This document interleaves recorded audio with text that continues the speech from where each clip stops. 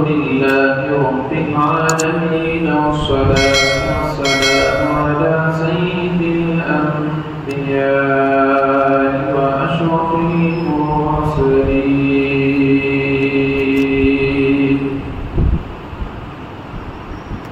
سيدنا محمد وعلى آله وصحبه أجمعين.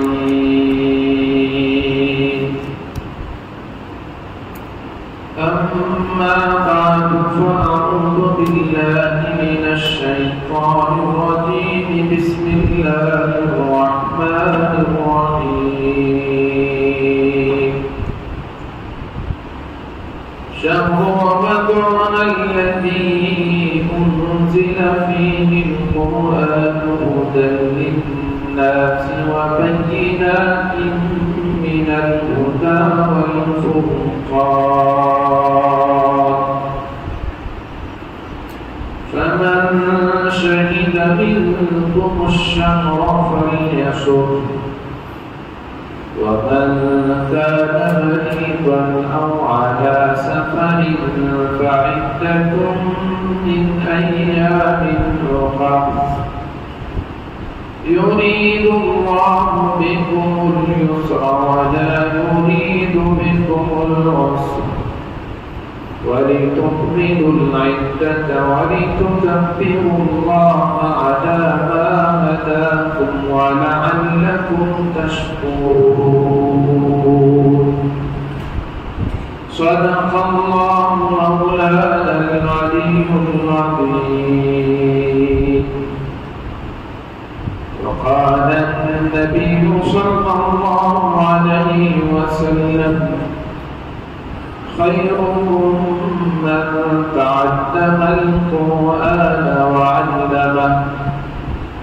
وقال عليه الصلاة والسلام: من قرأ حرفا من الكتاب فله به حسنة والحسنة بعشر أمثالها.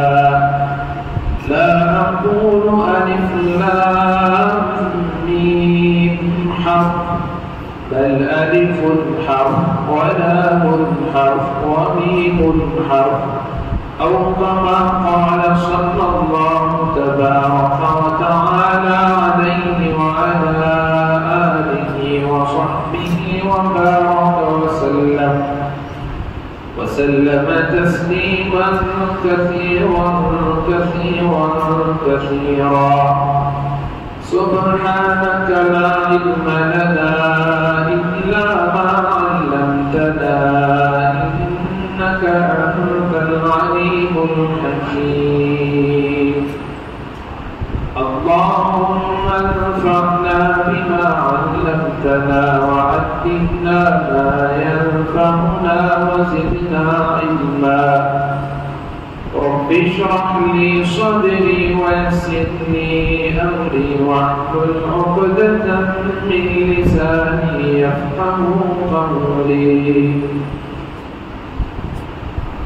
बुजुर्गान मुहतरम नौजवानान मुकर्रम अजीज दोस्तों, अल्लाह तबारक व तआला ने हम पर बड़ा एहसान किया, करम किया कि रमज़ान जैसा माह मुक़द्दस नसीब फरमाया और उसकी फजीलतों से, बरकतों से, रहमतों से मुझे और आपको सरफराज फरमाया। रमज़ानुल मुबारक का ये पहला हिस्सा रहमत का है। अव्वलुहु रहमा व औसतुहु मग़फ़िरा व आखिरुहु इत्क़ुम मिनन नार। ये पहला हिस्सा अल्लाह की करोड़ों रहमतों के नुज़ूल होने का है। दुआ फरमाए कि अल्लाह तबारक व तआला हम तमाम को अपनी रहमत का हिस्सा नसीब फरमाए। हाज़िरीन किरामी, अल्लाह तबारक व तआला ने इस माह मुक़द्दस को हमारे लिए نیکیوں کا موسم بہار بنا کر عطا کیا ہے۔ میں نے پہلے بھی عرض کیا تھا کہ رمضان میں اللہ تبارک و تعالی بندوں کے اعمال کی قدر کو بڑھا دیتے ہیں، نفل کو فرض کا درجہ اور فرض کو 70 فرضوں کے برابر کر دیتے ہیں، بندوں کا اللہ تبارک و تعالی انعام بڑھا دیتے ہیں، ہماری ہر نیکی پر اللہ اجر بڑھا دیتے ہیں۔ یعنی اللہ تبارک و تعالی یہ مہینہ ہماری زندگیوں میں لا کر ہمارے لیے مغفرت کا بہانہ اور ہم پر رحمت کے نازل کرنے کا بہانہ بناتے ہیں کہ میرے بندوں کو میری رحمت کا، میری مغفرت کا حصہ مل جائے اور ان کی چھوٹی چھوٹی نیکیاں بھی بڑی نیکیاں بنا کر ان کو اجر عظیم عطا کیا جائے۔ ہمارا رب کتنا کریم ہے، کتنا محسن ہے، کتنا منعم ہے، کیسا احسان کرنے والا ہے مجھے اور آپ سے، اور رسول اکرم صلی اللہ علیہ وسلم کی اس پیاری امت سے کتنی محبت و شفقت فرماتا ہے۔ اللہ تبارک و تعالی اپنے ہر بندے سے 70 ماہوں سے زیادہ محبت کرتا ہے، اور اس امت سے، اس امت کے مسلمانوں سے بے پناہ اس کی محبتیں ہیں، اس کی عنایتیں ہیں۔ جو لوگ اللہ کو نہیں مانتے، رمضان کا مقدس مہینے کی قدر ان کو نہیں پتا، لیکن جو لوگ مانتے ہیں، ایمان رکھتے ہیں، ان کی زندگیوں میں تو بہار ہی بہار ہے۔ ہماری مسجدیں مصلیوں سے آباد ہیں، لوگ دن کی نمازوں کا، فرض نمازوں کا بھی اہتمام کرتے ہیں، اور رات میں تراویح میں اللہ کے کلام کو ذوق اور شوق کے ساتھ سنتے ہیں۔ قرآن مجید میں پروردگار عالم نے ارشاد فرمایا، شہر رمضان الذی انزل فیہ القرآن ہدی للناس وبینات من الہدی والفرقان۔ اللہ نے اس سے پہلی آیت میں روزے کا حکم دیا، میں نے پچھلی جمعہ اس پر مختصر سے روشنی ڈالنے کی کوشش کی۔ یہ اس کے بعد کی آیت ہے، اللہ تبارک و تعالیٰ نے اس مہینے کی ایک خاص صفت کو بیان کیا اور اس کی عظمت کو دوبارہ فرمایا۔ ارشاد فرمایا، شہر رمضان الذی انزل فیہ القرآن۔ ماہ رمضان یہ وہ مقدس مہینہ ہے جس میں قرآن پاک کو نازل کیا گیا۔ اس کی عظمت کا تعلق جہاں اللہ کی رحمتوں سے ہے، اس کی طرف سے بندوں سے کیے جانے والی مغفرت کے وعدوں سے ہے، اور بندوں کو جہنم سے خلاصی دینے سے ہے، اور اسی طرح صبر کا بدلہ جنت سے جو اس ماہ کا تعلق ہے، وہی اس ماہ کا خاص تعلق قرآن مجید سے ہے۔ اللہ کی عزت و جلالت کی قسم، دنیا میں جس کو بھی کامیابی ملی، اس امت میں جس کو بھی کامیابی ملی، اسے قرآن کی برکت سے کامیابی ملی۔ جس کو عزت نصیب ہوئی، میرے رب کی قسم، قرآن کی برکت سے اسے عزت نصیب ہوئی۔ یہ وہ قرآن ہے جو رشد و ہدایت کا سرچشمہ ہے، یہ وہ قرآن ہے جس کے ذریعے سے انسان اپنی دنیاوی زندگی میں اور اخروی زندگی کے لیے بھی راستہ پاتا ہے۔ یہ وہ قرآن ہے جو اچھے اور برے کی تمیز کرنا سکھاتا ہے۔ یہ وہ قرآن ہے جو انسان کو سیدھے راستے پر چلاتا ہے۔ یہ وہ قرآن ہے جو انسان کو فرش پہ رہنے والے انسان کو اللہ سے ملاتا ہے۔ اللہ کی معرفت، اللہ سے دوستی کرانے کا کوئی آج ذریعہ ہے تو یہ قرآن مجید ہے۔ قرآن مجید برکت کی بھی کتاب ہے، قرآن مجید ہدایت کی بھی کتاب ہے، قرآن مجید بیماریوں سے شفا کی بھی کتاب ہے، قرآن مجید جسمانی بیماریوں سے بھی شفا ہے اور روحانی بیماریوں سے بھی شفا ہے۔ یہ اللہ تبارک و تعالیٰ نے قرآن مجید میں یہ ساری باتیں جو میں نے اپنے الفاظ میں بیان کی نے مختلف جگہوں پر اس کو واضح طور پر بیان کیا. کہیں کہا ہدی للناس، کہیں کہا ہدی للعالمین، کہیں فرمایا ہدی للمتقین، یعنی سراپا ہدایت یہ اللہ کی کتاب ہے. بسم اللہ الرحمن الرحیم. الف لام میم ذالک الکتاب لا ریب فیہ. اللہ نے شروع میں ہی بیان کر دیا کہ یہ کتاب وہ ہے جس میں کوئی شک و شبہ نہیں، اور سارے جہانوں کے لیے میں نے اس میں ہدایت رکھی ہے. میں نے متقیوں کے لیے اس کو ہدایت کا ذریعہ بنایا ہے. اے لوگوں، ساری دنیا کے انسان اور لوگ ہدایت پانا چاہتے ہیں، راہ راست پر آنا چاہتے ہیں، کامیاب ہونا چاہتے ہیں. ہدی للناس، قرآن خود کہتا ہے، اللہ نے خود ارشاد فرمایا اس کو ہم نے ساری انسانیت کے لیے اس کو ہدایت کا سرچشمہ بنا دیا.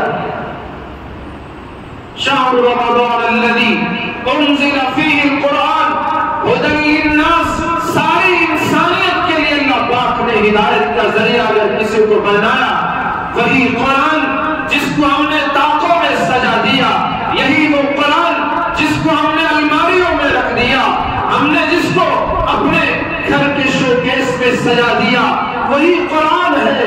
وہ ہم سے کہہ رہا ہے کہ تم نے اس کو زینت بنا کے رکھ دیا ہے. قرآن گھر اور دکان کی اوپننگ میں تم نے استعمال کیا، بہو بیٹی کی جہیز میں دینے کے لیے تم نے استعمال کیا. اس قرآن کو تم نے قسمیں کھانے کے لیے رکھ چھوڑا. یہ قرآن ہم سے کہتا ہے تم نے مجھے کیا سمجھ لیا؟ میں تو تمہاری دنیا بھی ہوں، میں تمہاری آخرت بھی ہوں، میں تمہاری دنیا کی کامیابی بھی ہوں، میں تمہاری آخرت کی کامیابی بھی ہوں. ذرا اٹھاؤ، مجھ پر جو دھول مٹی ہے اسے صاف کرو، پڑھو یہی تو میں ہوں. اسے پڑھ کر ہی تو صحابہ نے پوری دنیا میں اپنے قدم جمائے تھے. میں ہی وہ قرآن ہوں. لوگوں تم نے بھلا دیا ہے. پوچھو طارق بن زیاد سے کہ وہ کیا پڑھا کرتے تھے جب اندلس کی سرزمین پر اور جبل تاریخ جو ہے وہاں انہوں نے قدم رکھا. اسپین کی اس سرزمین پر جب طارق بن زیاد نے قدم رکھا، کوئی لاکھوں کروڑوں کا لشکر ان کے پاس نہیں تھا، صرف 7,000 سپاہی ان کے پاس موجود تھے.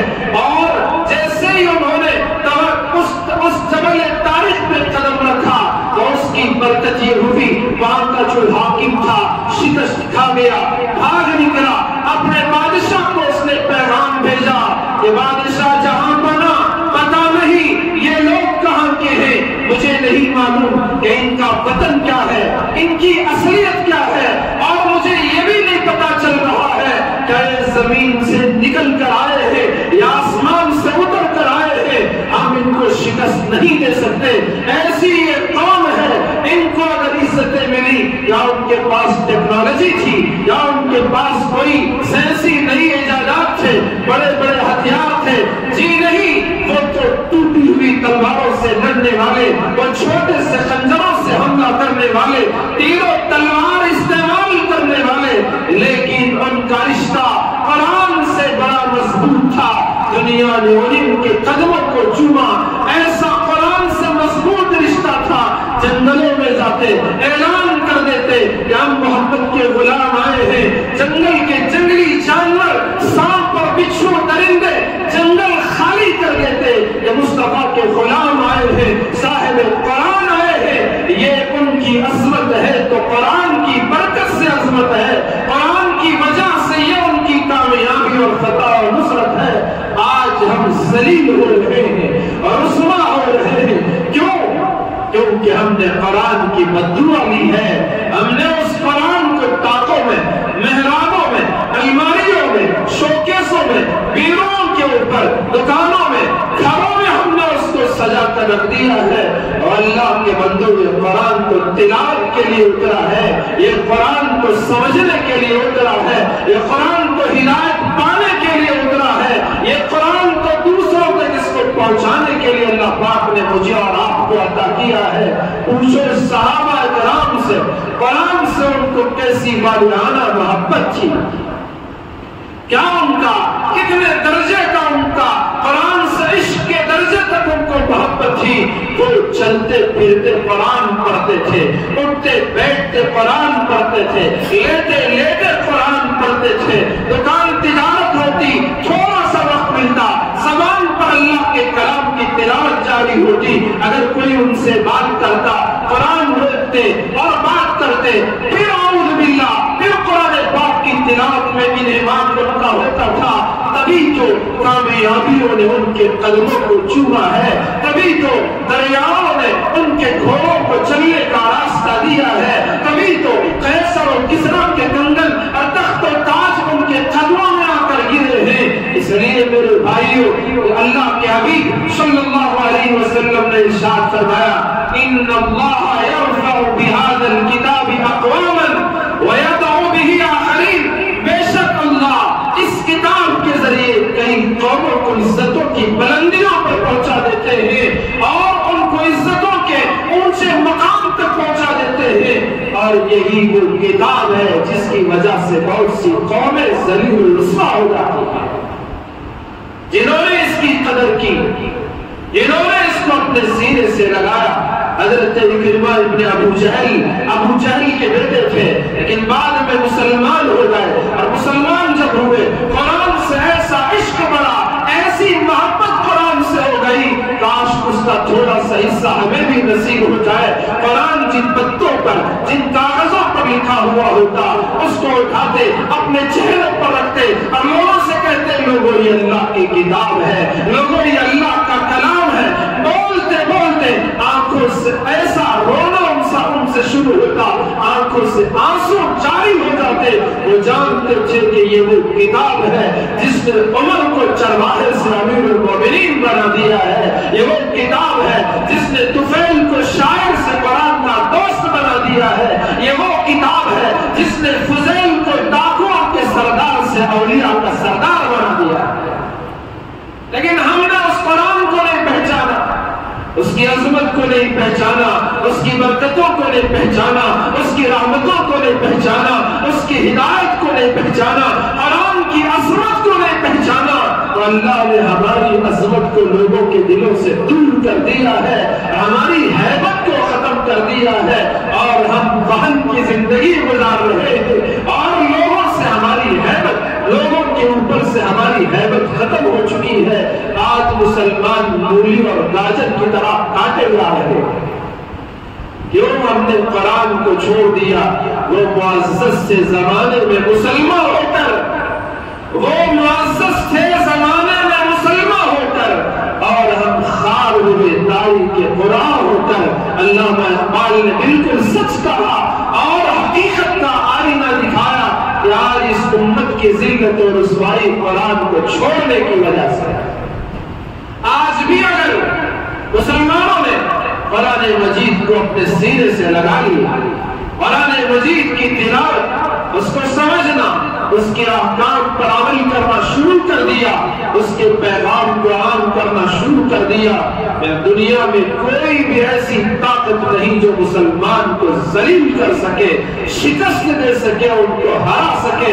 اور مسلمان جب کم تھے لیکن قرآن سے ایسی محبت تھی، آپ کو وہ واقعہ اچھی طرح یاد ہوگا، غزوہ ذات الرقا سے اللہ کے رسول علیہ السلام واپس ہو رہے تھے، رات کا وقت تھا، آپ نے پہاڑ کے دامن میں پڑاؤ ڈالا، آپ نے صحابہ سے پوچھا کون ہے جو رات میں جاگ کر پہرا دینے کا کام کرے گا، چوکیداری کرے گا؟ دو صحابہ جو دینی بھائی تھے کھڑے ہو گئے، ایک کا نام حضرت عباد بن بشر رضی اللہ تعالیٰ عنہ، لوگوں نے انہیں صدیق قرآن کا لقب دیا، صدیق القرآن، یعنی قرآن کا دوست کا لقب دیا۔ کتنی ان کو قرآن سے دوستی ہوگی کہ ان کو لوگوں نے قرآن کے دوست کا لقب دیا ہوگا۔ کھڑے ہوئے اور ان کے دینی بھائی حضرت عمار ابن یاسر رضی اللہ عنہ کھڑے ہو کر فوراً انہوں نے عرض کیا، یا رسول اللہ آپ پہرا دینے کو تیار ہیں، آپ آرام کریں، صحابہ آرام کریں، غزوے سے واپسی ہے، تھکے ہوئے ہیں، آپ آرام کریں، ہم دونوں جاگ کر پہرہ داری کا کام کریں گے، چوکیداری کا کام کریں۔ رات کا سمے ہے، دونوں نے آپس میں مشورہ کیا۔ حضرت عباد بن بشر رضی اللہ عنہ نے اپنے ساتھی سے پوچھا ہم ایک کام کریں گے، دونوں اگر مل کر جاگیں گے تو ممکن ہے کہ رات ہوتے ہوتے ایک ساتھ نیند آ جائے، اور رسول اللہ نے جو خدمت کی ذمہ داری دی ہے، جو ڈیوٹی لگائی ہے، اس سے ہو سکتا ہے کہ آپ کو تاہی ہو جائے، دشمن حملہ آور ہو جائے، اس لیے ایک کام کریں گے کہ ہم آدھا حصہ کر لیں گے، آدھی رات آپ جاگو اور آدھی رات میں بیدار رہوں گا، کام بھی ہو جائے گا اور ہماری بھی پوری ہو جائے گی۔ عباد بن بشر نے حضرت عمار بن یاسر سے پوچھا بتاؤ تم آخری حصے میں جاؤ گے یا پہلے حصے کو پسند کرو گے؟ عمار بن یاسر نے جواب دیا میں رات کے آخری پہرے میں حصہ لوں گا اور رات کے آخری حصے میں بیدار رہ کر میں پہرے داری کا کام کروں گا۔ میرے بھائیوں، رات کا آخری حصہ اللہ کی خصوصی رحمتوں کے نازل ہونے کا حصہ ہے۔ رمضان کی ہر رات میں اور غیر رمضان کی ہر رات میں بھی تہجد کا وقت اللہ سے قرب کا وقت ہے، اللہ سے نزدیک ہونے کا وقت ہے۔ جو بندے رات کے اس حصے میں اٹھتے ہیں، اللہ کے سامنے کھڑے ہوتے ہیں، نماز پڑھتے ہیں، نماز میں قرآن کی تلاوت کرتے ہیں یا نماز سے بار قرآن پاک کی تلاوت کرتے ہیں، ان کے اس قرآن کی برکت سے فرشتے ان کے قریب ہوتے ہیں۔ رسول اکرم صلی اللہ علیہ وآلہ وسلم آپ اپنے کمرے سے باہر تشریف لائے، مسجد نبوی میں حاضر ہوئے، دیکھا ایک طرف صدیق اکبر تہجد کے وقت نماز میں کھڑے ہیں، دوسری طرف حضرت عمر بن خطاب وہ بھی نماز میں کھڑے ہیں۔ صدیق اکبر آہستہ قرآن پڑھ رہے ہیں اور عمر بن خطاب کو دیکھا بلند آواز سے قرآن کی تلاوت کر رہے ہیں۔ ہماری مسجدیں نمازیوں سے خالی ہوتی ہیں، ہم نے فرض نمازوں کا حال بھی بہت برا بنا دیا ہے۔ پوچھو صدیق اکبر سے کہ اس کی نیکیاں آسمان کے ستاروں سے زیادہ ہے، اس کی نیکیاں تو بے حد حساب ہے۔ اللہ کے نبی علیہ السلام نے جب بھی قوم کو کسی بھی کام پر ترغیب دی، سب سے پہلے کھڑے ہونے والے صدیق اکبر رضی اللہ تعالیٰ عنہ تھے۔ اتنی نیکیوں کے مالک، رات کا وقت ہے، تہجد میں کھڑے ہیں، نماز پڑھ رہے ہیں اور قرآن آہستہ پڑھتے ہیں، اور ادھر عمر بن خطاب کو رسول اللہ نے دیکھا کہ وہ زور سے بلند آواز سے قرآن پڑھ رہے ہیں۔ دونوں اپنی اپنی نماز سے فارغ ہوئے، آئے رسول اکرم صلی اللہ علیہ وسلم کے قریب آ گئے۔ آپ نے پوچھا ابو بکر تم اتنا آہستہ کیوں قرآن پڑھ رہے تھے؟ انہوں نے شاندار جواب دیا، کہنے لگے یا رسول اللہ میں اس کو سنا رہا ہوں جو سرگوشی کو بھی جانتا ہے، میں اس سے سرگوشی کر رہا ہوں جو دلوں کے بھید کو بھی جانتا ہے، تو مجھے اونچی آواز میں پڑھنے کی ضرورت نہ پیش آئی کیونکہ وہ سن رہا ہے۔ اللہ تو ہر چیز کو جانتا ہے، کالے پتھر پر چلنے والی کالی چونٹی کو دیکھنے والا اور کالی رات میں اس کالے پتھر پر چلنے والی کالی چونٹی کو دیکھنے والا، اس کے قدموں کی آہٹ کو سننے والا، اس کے دل و دماغ سے گزرنے والی خیالات اور اس کے دل سے گزرنے والے توہمات و تصورات کو جاننے والا میرا آپ کا خدا ہے۔ ہم کتنا آہستہ بات کریں وہ جانتا ہے، دل میں گزرنے والے خیالات کو بھی جانتا ہے، زور سے بولو تو بھی سنتا ہے۔ اسی نے کہا ادعوا ربکم تضرعا وخفیا، گڑ گڑا کر بھی تم اپنے رب سے مانگو، آہستہ بھی تم اپنے رب سے مانگو۔ ادعونی استجب لکم، میرے بندو جیسے بھی مانگو میں تمہاری پکار کو سن کر تمہارا جواب دیتا ہوں۔ جیسے بھی تم مجھے پکارو، آہستہ پکارو تو بھی میں سنتا ہوں، زور سے بلاؤ تو بھی میں سنتا ہوں، جس زبان میں بھی بلاؤ میں سنتا ہوں۔ اے خدا تو وہ ہے وہ اس کی بھی سنتا ہے جس کے منہ میں زبان بھی نہیں، بول بھی نہیں سکتا۔ اللہ کی ذات ایسی قدرتوں والی ہے۔ حضرت ابو بکر نے عرض کیا یا رسول اللہ میں اس کو سنا رہا تھا جو دلوں کے بھید کو جانتا ہے۔ حضرت عمر سے پوچھا عمر تم اتنے آواز سے کیوں پڑھ رہے تھے؟ انہوں نے بھی بڑا شاندار جواب دیا یا رسول اللہ میں اپنے آواز سے سونے والوں کو جگا رہا تھا اور شیطان کو بھگا رہا. قرآن تو شیطان کو بھگانے کا ذریعہ ہے. تہجد میں اجازت ہے آدمی آہستہ بھی پڑھ سکتا ہے اور زور سے بھی پڑھ سکتا ہے. اجازت ہے نفل نماز میں تلاوت کو آہستہ بھی کر سکتا ہے بلند آواز سے بھی کر سکتا ہے. دونوں دو طرح سے قرآن مجید سے مسجد کو آباد کر رہے ہیں اور اپنی نماز میں وہ قرآن مجید کی تلاوت کر رہے ہیں. اور صحابہ کا جنون یہ ایسا تھا کہ وہ خوب تلاوت کرنے والے تھے. حضرت حسین بن حذیر رضی اللہ تعالی اپنے گھر میں جہاں ان کے اناج ڈالنے کی جگہ جسے عربی میں مربت کہتے ہیں وہاں کھڑے ہوئے قرآن پاک پڑھنا شروع کر لیا. پڑھتے رہے آواز اونچی ہوئی اور ان کا جو گھوڑا پیدا ہوا تھا وہ بدکنے لگا ناچنے لگا. ان کے بیٹے کا نام یحییٰ تھا اور وہ اس گھوڑے سے قریب ہی سو رہا تھا. تو ان کو دل میں خیال آیا کہ گھوڑا ناچ رہا ہے کہیں ایسا نہ ہو کہ وہ میرے بچے کو کھل نہ دے کچل نہ دے. چھوٹا سا بچہ تھا یحییٰ. تو اس خیال سے انہوں نے اپنی آواز پست کر لی اور پڑھتے پڑھتے پھر آواز بلند ہو گئی. قرآن ایک بہت جنون کی چیز ہے. جن کو قرآن سے عشق ہوتا ہے محبت ہوتی ہے وہ اتنا قرآن پڑھتے ہیں. اور قرآن اللہ کے نبی علیہ السلام نے ایک حدیث قدسی میں ارشاد فرمایا من شغلہ القرآن عن ذکری و مسئلتی آتیتہ افضل ما اعطی السائلین. مانگنے والے مجھ سے مانگ کر اتنا نہیں لیتے جتنا قرآن پڑھنے والا مانگے بغیر مجھ سے اتنا لے لیتا ہے. اللہ نے فرمایا میں قرآن پڑھنے والے کو ہمیشہ قرآن میں مشغول رہنے والے کو مانگنے والوں سے افضل عطا کرتا. قرآن کا جنون ایسے ہی ہے جب جس کو قرآن کا جنون لگتا ہے محبت بڑھ جاتی ہے اس کی زندگی ہی پھر قرآن ہے. وہ چلتا پھرتا قرآن بن جاتا ہے. اسے پڑھنے میں مزہ آتا ہے. آج جیسے ہم کو اخبار پڑھنے کی دلچسپی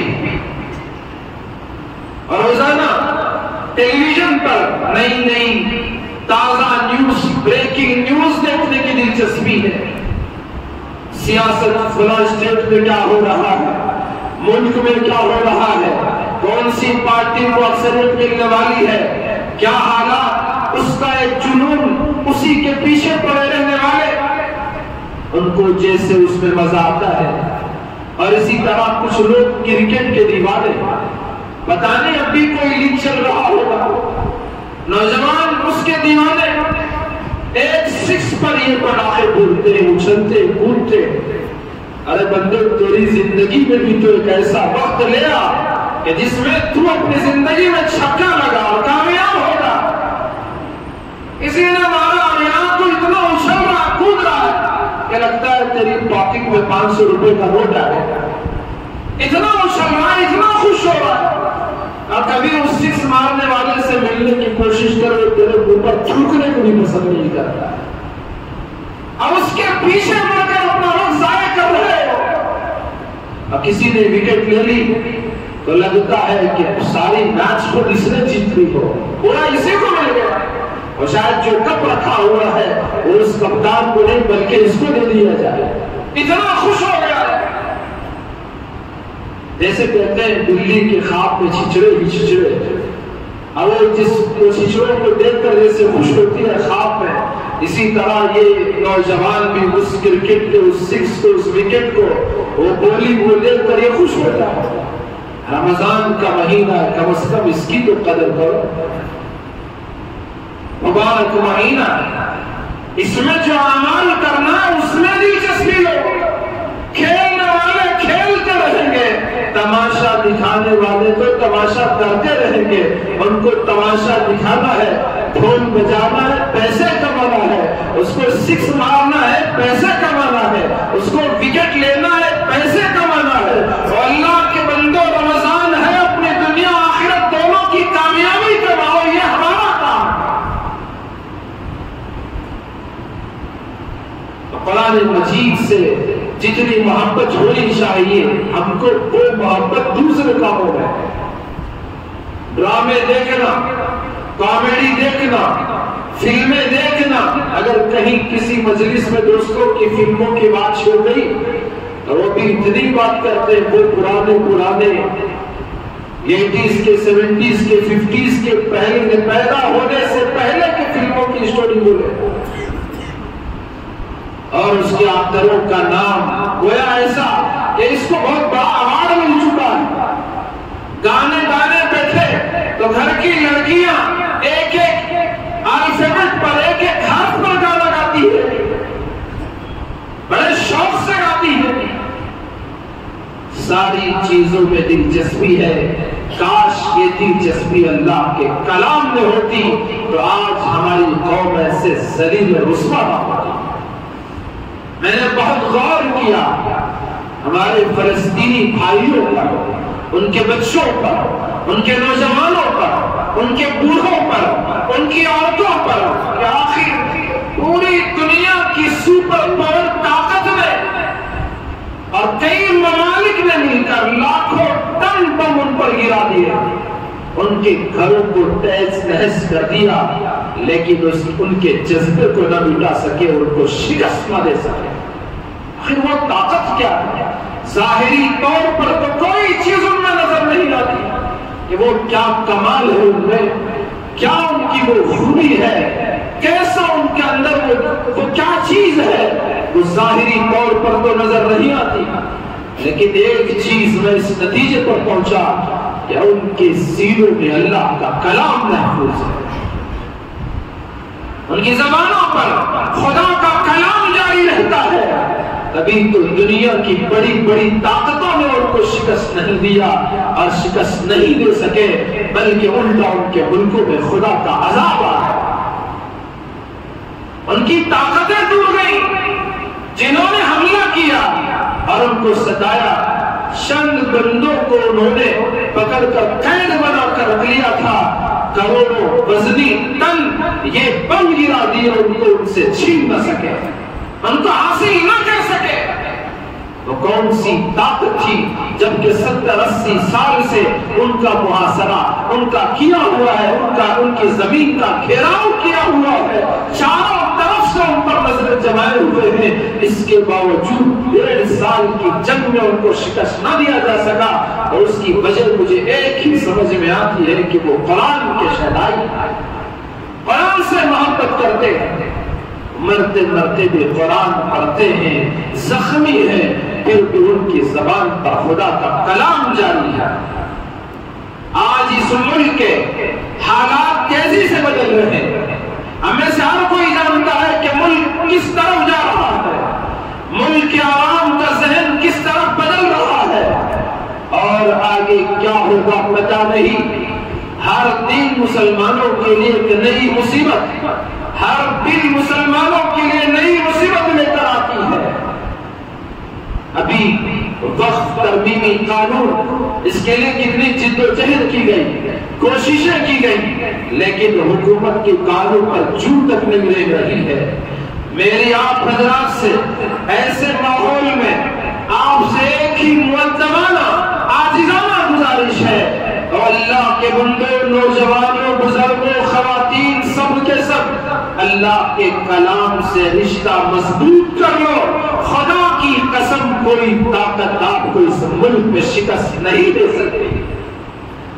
اور اگر وہ رشتہ ویسے ہی ٹوٹا رہا، قرآن ویسے ہی ہماری الماریوں، تجوریوں، شوکیسوں اور محرابوں کی زینت بن کر رہا، یہ قرآن ہمارے ہاتھوں میں اور زبانوں پر سینوں میں نہ آیا، تو پھر وہ دین دور نہیں جب اسپین سے ہمارے پیروں کو اکھاڑ کر پھینک دیا گیا.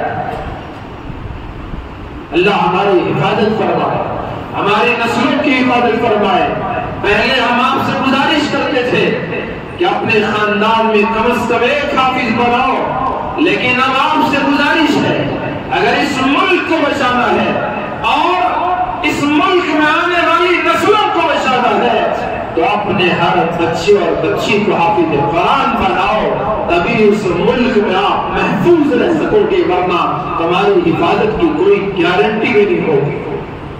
نسلوں کا دین و ایمان نہیں بچے گا، ان کی جانیں بھی محفوظ نہ رہ پائے۔ اس لیے میرے بھائیوں، قرآن سے رشتہ مضبوط جوڑ لو۔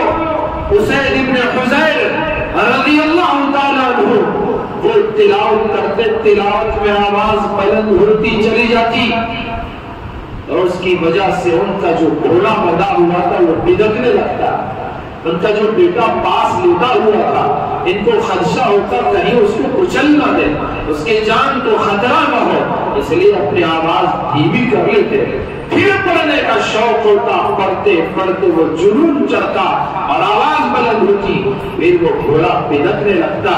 وہ اسی طرح کر رہے تھے، اور جب صبح کے وقت دیکھا، جب رات ختم ہو رہی تھی، اس وقت انہوں نے دیکھا کوئی چیز ان کے سر پر سائے کی طرح ہے، اور اس میں چراغ روشن ہوئے ہیں، اور وہ آسمان کی طرف جا رہی ہے، اور دیکھتے دیکھتے وہ چیز ان کی نظروں سے اوجھل ہو گئی، غائب ہو گئی، اور یہ ڈرے سہمے رسول اللہ کی خدمت میں حاضر ہوئے، عرض کیا یا رسول اللہ، رات میرے ساتھ ایسا معاملہ پیش آیا، میں قرآن کی تلاوت کرنے لگا، میرے پاس بنا ہوا گھوڑا بھی لگتا، پاس بیٹا یحییٰ سویا ہوا تھا، اس کے خطرے کی وجہ سے میں چپ ہوتا۔ اللہ کے نبی فرماتے پڑھتے رہو پڑھتے رہو، پھر وہ کہتے یا رسول اللہ، پھر میں نے پڑھنا شروع کیا، پھر گھوڑا بھدکنے لگا، میں خاموش ہوا۔ اللہ کے نبی فرماتے پڑھتے رہو پڑھتے رہو، پھر وہ کہتے یا رسول اللہ، پھر میں نے پڑھنا شروع کیا، وہ گھوڑا ویسے ہی بھدکنا شروع ہوا۔ میں اللہ کے نبی نے فرمایا کہ تم پڑھتے رہو، یعنی اللہ کے نبی علیہ السلام حضرت اسید ابن حضیر کو تسلی دے رہے ہیں، ان کا حوصلہ بڑھا رہے ہیں کہ پھر اگر کبھی ایسا تمہارے ساتھ ایسا واقعہ پیش آئے تو رکو نہیں، پڑھتے رہو، اپنی تلاوت کو نہ ٹھہراؤ۔ اے اسید ابن حضیر، اگر تم ویسے ہی پڑھتے رہتے، اپنی تلاوت کو نہ روکتے، صبح ہو جاتی، مدینے کے لوگ یا آسمان سے آئے ہوئے عرش کے فرشتوں کو اپنی نگاہوں سے دیکھ لیتے تھے، انہوں نے اس پڑھنا چھوڑ دیا تو وہ چلے گئے۔ قرآن کی ایسی برکت ہے، رات میں آپ تلاوت کرتے ہیں، اللہ آسمان کے فرشتوں کو آپ کی تلاوت سننے کے لیے بھیج دیتا ہے۔ عرب کے وہ مشہور لوگ جن کی زبان عربی فصاحت و بلاغت میں مشہور تھے، بڑے بڑے شاعر تھے، حضرت صدیق اکبر رضی اللہ عنہ اپنے گھر کے صحن میں قرآن پاک رات میں تلاوت کرتے، دن میں جو ان سے دشمنی کیا کرتے تھے، دن کے اجالے میں جو ان کی جان پہ ہو چکے تھے، ان کو مارنے پہ تلے ہوئے تھے، رات کے اندھیرے میں چھپ چھپ کر ان کا قرآن سننے کے لیے ان کے گھر کے اطراف جمع ہو جائے۔ یہ قرآن ہے، دشمن بھی قرآن سننے پر مجبور ہو جائے، اور مسلمان ہے کہ قرآن سننے کے لیے تراویح کے وقت میں باہر گاڑیوں میں، کاروبار میں، دکان میں، اپنی تجارت میں، اپنے گھر میں، اپنی خوشیوں میں مصروف ہے۔ اے اللہ کے بندو، یہ قرآن ایسی اس طرح سے اس کو ترک کرنے کے لیے نہیں اتارا گیا۔ اللہ کے نبی علیہ السلام کا وہ جملہ جو قیامت کے میدان میں رسول اکرم صلی اللہ علیہ وسلم اللہ کی بارگاہ میں عرض کریں گے، قرآن مجید نے اس جملے کو اپنے اندر سما لیا ہے۔ آپ یہ اندازہ لگائیں، تلاوت کرتے ہوئے دل کانپتا ہے، پڑھتے ہوئے ڈر محسوس ہوتا ہے، سنتے ہوئے ڈر محسوس ہوتا ہے۔ رسول اکرم صلی اللہ علیہ وسلم رب کے حضور کہیں گے یا ربی، اے میرے پروردگار، ان قومی، یہ میری قوم کے لوگ، یہ میری قوم کے لوگ اتخذوا هذا القرآن مہجورا، انہوں نے قرآن کو اپنے پیچھے ڈال دیا تھا۔ ہمارے بارے میں کہیں جو لوگ قرآن کو چھوڑ دیے ہیں، قرآن سے رشتہ توڑ چکے ہیں، قیامت کے میدان میں پروردگار کے سامنے رسول اکرم صلی اللہ علیہ وسلم کا یہ جملہ ہوگا کہ ان لوگوں نے قرآن کو چھوڑ دیا تھا، اور ہم سمجھتے ہیں کہ ہم مسلمان ہیں، ہم بڑے اچھے لوگ ہیں، نمازی ہیں، روزے دار ہیں، لیکن تراویح میں ہم پہنچنے کھڑے ہونے کو دل نہیں کرتے۔ قرآن مجید اگر تراویح میں امام تراویح نے تھوڑا سا ٹہل کر پڑھ لیا، کیا ہے کہ لوگ ذرا جلدی پڑھیں، جلدی ختم کرو، کاروبار میں جانا، پیروں میں دکھتا ہے، وہ نوجوان جو فلم کی قطار میں، وہ ٹاکیز کی لائن میں کھڑے ہو کر نئے فلم کے ریلیز پر وہ ٹکٹ خریدتے ہوئے اسے پیروں میں درد نہیں ہوتا، قرآن سنتے ہوئے اسے پیروں میں درد محسوس ہوتا ہے۔ وہ قوم کے بوڑھے جنہیں شادی محلوں میں بفے سسٹم میں کھانا لینے کی لائن میں کھڑے ہوتے ہوئے پیروں میں درد محسوس نہیں ہوتا، قرآن سننے میں پیروں میں درد محسوس ہوتا ہے۔ میں ان لوگوں کی بات نہیں کر رہا ہوں جو واقعتاً معذور ہیں، ان کے پیروں میں مجبوری ہے، درد ہے، تکلیف ہے، اللہ کی طرف سے رسول اللہ نے اجازت دی، کھڑے ہو کر نہیں پڑھ سکتے تو بیٹھ کر پڑھو، لیکن قرآن تو اطمینان سے سنو۔ اتنی تیزی سے قرآن سننے کا مزہ ہی کیا ہے؟ آپ کو کچھ بھی نہ سمجھ میں آئے، کچھ تو قرآن کے الفاظ کو سمجھ میں آئے کہ تراویح میں پڑھانے والے کیا قرات کر رہے ہیں، کون سا سورہ ہے، کون سا پارہ ہے، کیا رکوع ہے، چلو وہ بھی نہیں تو کم از کم کیا پڑھ رہا ہے وہ تو اچھی طرح سے سن بھی لے۔ یہ ہے قرآن ایک مہینے میں 20 رکعت تراویح میں، پورے مہینے میں 1 گھنٹہ 1.5 گھنٹہ ہم سے کھڑا نہیں ہوتا قرآن کے لیے۔ اس قرآن کے لیے حدیث پاک میں آیا اللہ تبارک و تعالیٰ قرآن کو ایک حسین نوجوان کی شکل میں قیامت میں اٹھائے گا، اور یہ حسین نوجوان اللہ سے ان لوگوں کے بارے میں سفارش کرے گا جو ہمیشہ قرآن پڑھا کرتے تھے، قرآن سنا کرتے تھے۔ اللہ سے کہے گا پروردگار یہ لوگ دن میں رات میں جاگ کر قرآن پڑھتے تھے، انہوں نے میرا حق ادا کر دیا ہے، اس لیے مولا تو ان کی مغفرت فرما۔ رسول اللہ صلی اللہ علیہ وسلم نے ارشاد فرمایا کہ بھی کسی نبی مرسل اور کسی مقرب فرشتے کی سفارش کو اللہ اتنا قبول نہیں کرے گا جتنے قرآن کی سفارش کو اللہ قبول کرے گا۔ تو اس لیے قرآن مجید پڑھنا آتا ہے تو خوب پڑھو، اگر نہیں پڑھنا آتا سیکھنے کی کوشش کرو، سیکھ کر قرآن پڑھو۔ آج 2 گھنٹے اس ایک صفحے کو پڑھنے کو لگیں گے، کل 1 گھنٹے میں اس صفحے کو پڑھیں گے، پرسوں آدھے گھنٹے میں پڑھیں گے، اس کے بعد 15 منٹ میں، پھر 7 منٹ میں، پھر 3 منٹ میں، پھر 1 منٹ میں آپ کا وہ صفحہ پورا ہو جائے گا جو کبھی آپ نے 2 گھنٹے لگا کر اس کو پڑھا۔ یہ ہے قرآن۔ وَلَقَدْ يَسَّرْنَا الْقُرْآنَ لِلذِّكْرِ فَهَلْ مِن مُّدَّكِرٍ، تحقیق کہ ہم نے قرآن کو آسان کر دیا ہے نصیحت حاصل کرنے والے کے لیے، یاد کرنے والے کے لیے، پڑھنے والے کے لیے۔ پڑھتے جاؤ، خود بخود اللہ پاک اس کو آسان کرتا چلا جائے گا۔ قرآن ہی اپنے راستے آپ کو بتائے گا۔ قرآن مجید جتنا پڑھو گے زندگیوں میں اتنا سکون آئے گا۔ آپ پوچھیں حافظ قرآن سے، اس کی تنخواہ کم ہے لیکن زندگی میں وہ تم سے زیادہ پرسکون رہتا ہے، اور اس سے پوچھو اس کے سکون کی وجہ وہ نہیں جسے ہم نے تلاش کیا، پیسہ، روپیہ، گھر، دولت، جی نہیں، اس کے سکون کی وجہ اس کے سینے میں رہنے والا خدا کا کلام ہوتا ہے، اس کے سکون کی وجہ اس کی زبان پر جاری خدا کا قرآن ہوتا ہے، اسی لیے وہ سکون سے جیتا ہے، وقار سے معاشرے میں رہتا ہے، اور کسی کے سامنے اپنے سوال کا ہاتھ نہیں پھیلاتا۔ کسی حافظ قرآن کو آپ نے کسی مسجد کے باہر مانگتے ہوئے دیکھا ہے؟ کتنے لوگ ہیں جو مانگتے ہیں، بھیک مانگتے ہیں، لیکن جس کے سینے میں قرآن ہوتا ہے اللہ اس کو ایسی عزت، ایسا وقار، ایسا سکون عطا کرتے ہیں کہ زندگی میں اللہ اس کو کسی کا محتاج نہیں بناتا، وہ رب کا محتاج بنا رہتا ہے، کسی اور کے سامنے دست سوال نہیں پھیلاتا، وہ مانگنے کے لیے ہاتھ کسی کے سامنے آگے نہیں بڑھاتا۔ بات کہیں سے کہیں چلی گئی۔ کچھ لوگ یہ بھی کہتے ہیں قرآن مجید سمجھ کر پڑھے تو فائدہ ہے، بنا سمجھے پڑھے تو کچھ فائدہ نہیں۔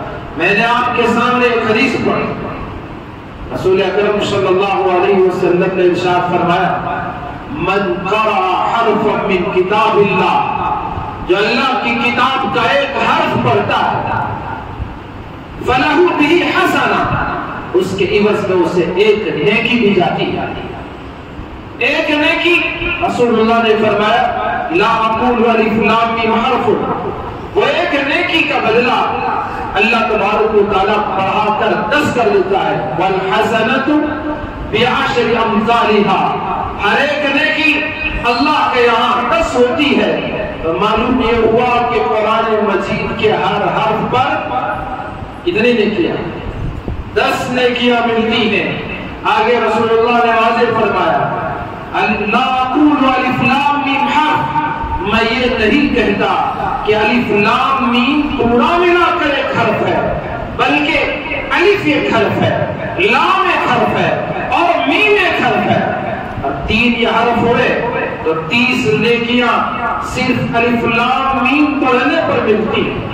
پورا قرآن پڑھنے پر خدا کی طرف سے کیا انعام ملتا ہوگا، کیا احساس اللہ کی طرف سے ملتا ہوگا۔ اللہ پاک اس بندے کا کیسا اکرام کرتے ہوں گے جو قرآن پاک کو بار بار پڑھتا ہے، بار بار تلاوت کرتا ہے۔ حضرت عبداللہ ابن عمر رضی اللہ عنہ، جو صرف انہوں نے سورہ بقرہ 8 سال میں انہوں نے یاد کیا۔ کتنے سال؟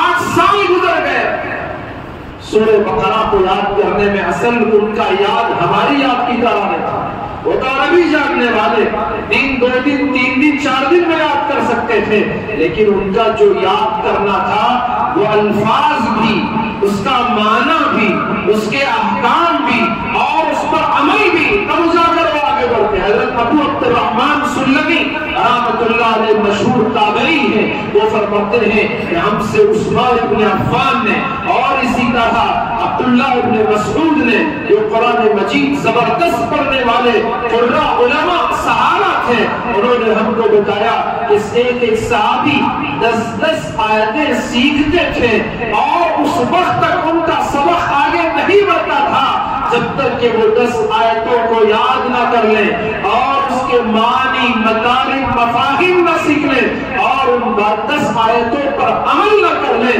تب تک ان کا سبق آگے نہیں بڑھتا تھا۔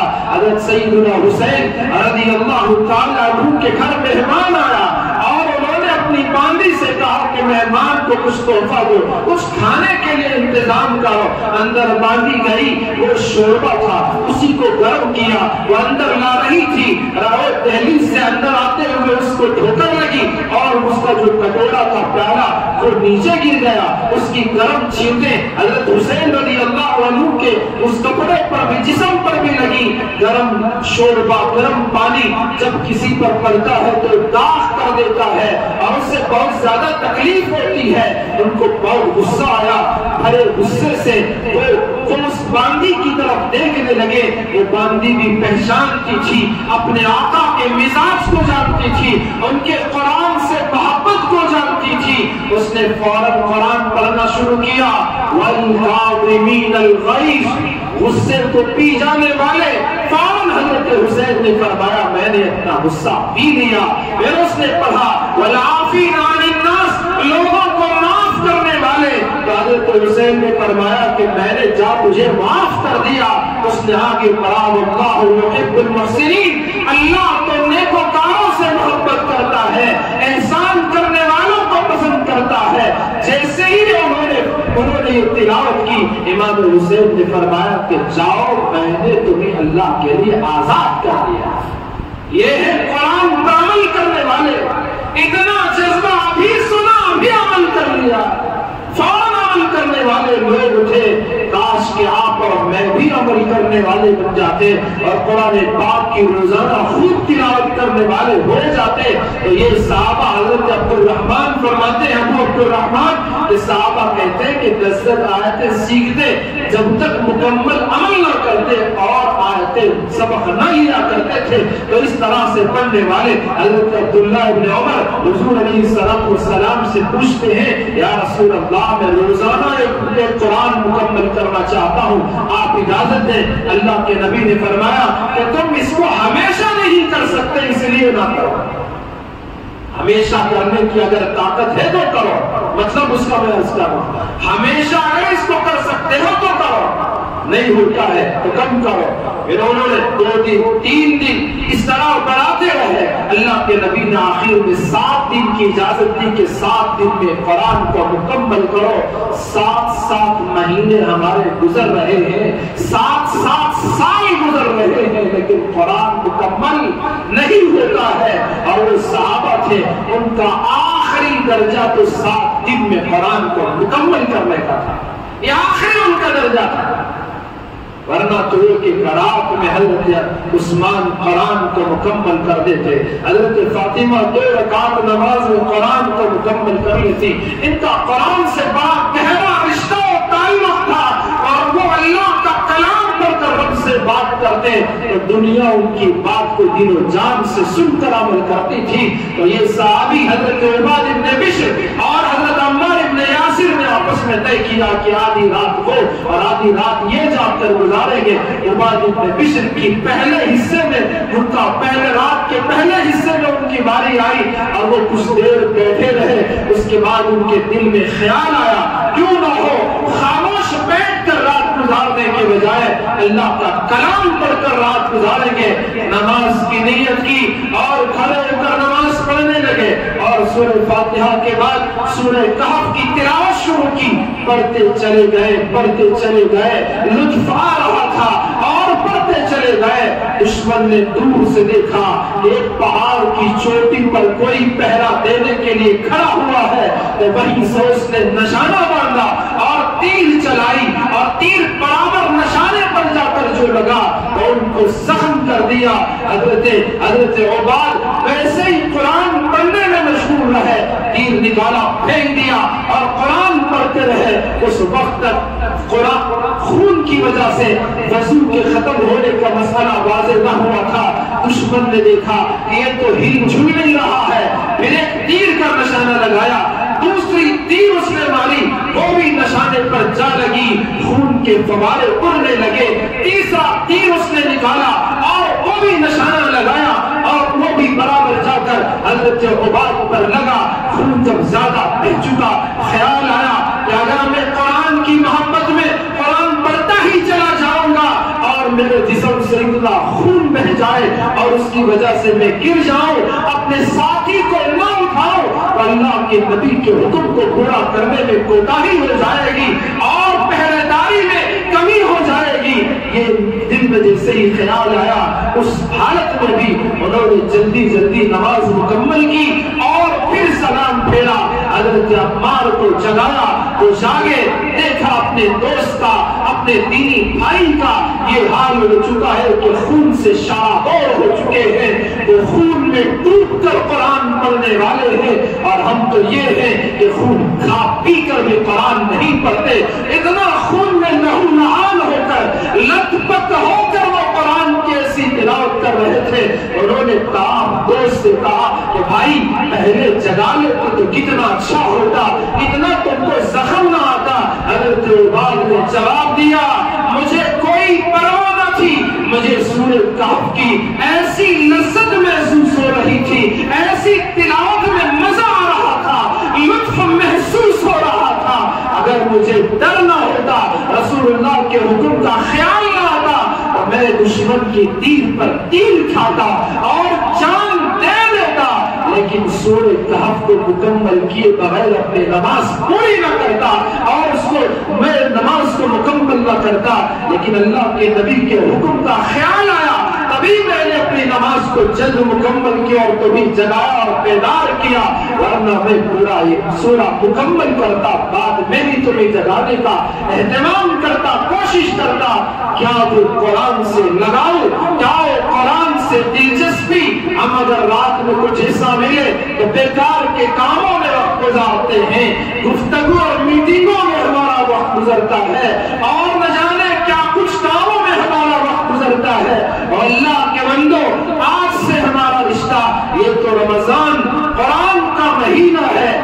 مہینے میں قرآن سے رشتے کا آغاز کرو، خدا کی قسم تمہاری زندگیوں میں سکون کا آغاز ہوگا۔ قرآن سے محبت کرو، خدا کی قسم قرآن والا خدا تم سے محبت کرے گا۔ آپ قرآن مجید والے بن جاؤ، خدا کی قسم تم خدا والے بن جاؤ گے۔ تم قرآن مجید کو سینے سے لگا لو، اللہ کا رحمت کا سینہ تمہیں اپنے سینے سے لگا لے گا۔ تمہاری راتیں قرآن کے ساتھ گزار لو، خدا کی قسم عرش والا اپنے عرش کے فرشتوں کو تمہاری راتوں میں تمہارے پاؤں کے پاس بھیج دے گا۔ تمہاری زبان سے قرآن کو سننے کے لیے وہ زمین پر اتار دے گا۔ تم دن میں قرآن پڑھو، اللہ رحمت کی بارش کر دے گا، تمہیں نیکیاں بھی ملے گی، تمہاری ضرورتیں بھی پوری ہوگی۔ اگر کوئی کام پورا نہیں ہو رہا ہے، آپ پریشان ہیں اس کی وجہ سے، میں آپ کو اللہ کے گھر میں مبارک گھڑی میں، مبارک دن میں، مبارک مہینے میں اور روزے کی حالت میں بیٹھ کر گارنٹی دیتا ہوں، قرآن پڑھنا شروع کرو، تمہاری پریشانی بھی ختم ہو جائے گی اور کام بھی پورا ہو جائے گا۔ اگر بیٹی کا رشتہ نہیں ہو رہا ہے، اس کو قرآن والی بنا دو، تم بھی قرآن والے بن جاؤ، اللہ اس کا انتظام کر دے گا۔ تجارت میں رکاوٹ ہے، قرآن سے رشتہ چھوڑ لو، اللہ اس مسئلے کو حل کر دے گا۔ کوئی بھی زندگی کا مسئلہ ہو، ہمارا ہر زندگی کا ہر مسئلہ اللہ نے قرآن مجید میں اس کے ذریعے سے حل رکھا ہے۔ تو میں یہ بات عرض کر رہا تھا، کچھ لوگ کہتے ہیں سمجھ کر پڑھو تو ہی فائدہ ہے۔ ہاں یہ بات ضرور ہے، قرآن کا حق ادا ہوتا ہے چار کاموں سے، ایک تلاوت سے، دوسرا سمجھنے سے، تیسرا اس پر عمل کرنے سے اور چوتھا اس کے پیغام کو عام کرنے سے۔ لیکن اس کا مطلب یہ نہیں کہ سمجھے بغیر تلاوت کا کوئی فائدہ نہیں۔ رسول اللہ نے فرمایا الف لام میم پر 30 نیکیاں، تفسیر کی ہر کتابیں اٹھا لیں، آپ ترجمے کے قرآن کی تمام کتابیں اٹھا لیں، الف لام میم کے نیچے قرآن کا ترجمہ کرنے والے، تفسیر لکھنے والے لکھ رکھے ہوں گے اللہ اعلم بمرادی، اس کی مراد کو اللہ ہی بہتر جانتا ہے۔ جس لفظ کا ترجمہ نہیں معلوم، حضور نے اسی لفظ کا اسی حرف کے بارے میں فرمایا الف لام میم پڑھو تو 30 نیکیاں ملتی ہیں۔ تو اس کی تلاوت بھی فائدے سے خالی نہیں۔ اللہ کرے کہ ہم کو یہ باتیں سمجھ میں آ جائے، مجھے بھی آپ کو بھی قرآن سے مضبوط رشتہ کرنے اور اسی سے اپنی زبانوں کو معطر رکھنے اور اپنے سینوں میں قرآن کو محفوظ رکھنے کی ہم سب کو توفیق عطا فرمائے۔ آمین ثم آمین، وآخر دعوانا الحمدللہ رب العالمین۔ حاضرین کرام